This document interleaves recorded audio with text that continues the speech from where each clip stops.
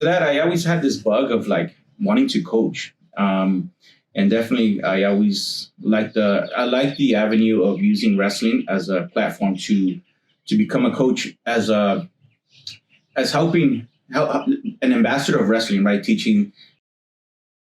I'm at Fremont High School now, and I use it as a form of like I want to introduce the sport to the inner city, world of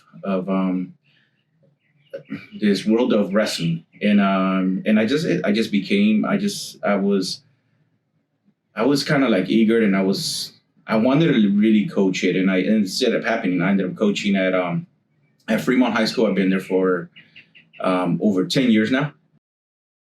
So just coaching itself has been rewarding. It's just you just see students not knowing what wrestling is, and just kind of like in the same light that I was in, not knowing anything about wrestling, and just introducing them to the basics, the fundamentals, and I was hoping that they continue. I was hoping that they continue with the sport of wrestling.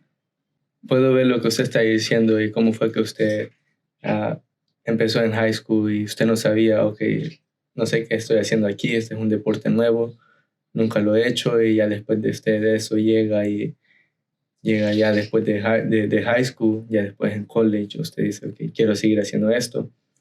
Y ya en community college usted ya decide, me gustaría hacer esto como, como algo para enseñarle a otras personas este deporte. Y usted ya me contó la historia, cómo fue que usted se dio cuenta que quería luchar. ¿Cómo los puede contar? Yeah, no, definitely. I got the coaching bug for say when I realized like you know what, I think I really want to be a coach, and it goes back to the time of where at Moore College when I was there. I was the first year redshirt.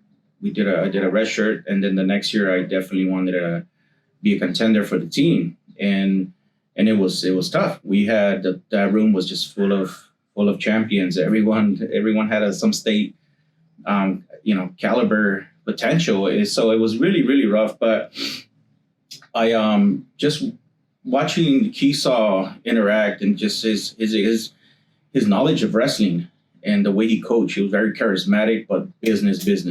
So I kind of started I wanted to mimic him. I was like, I want this. I want to be like, I want that atmosphere. I want people to have fun, but at the same time, understand that this is business. And I wanted to continue. And that's when I kind of got the bug. And I was like, yeah, Kiso was a good role model in the sense of the coaching, the philosophy, everything. And, I picked up so much of his philosophy, and we would have a lot of conversations about different stuff. I started asking him a lot about the art of wrestling, but what stood out was the philosophy that he had and this mentality. And he continues very persistent. He continues to have this. He's very charismatic. He'll take care of business when it's to be taken care of. And I always wanted to, and I kind of always feel like I want to take that to my coaching when I started at Fremont. And Fremont wasn't the only places I coached. I coached at other places. I was at Santee Education Complex. It's also a high school. I helped there for a while.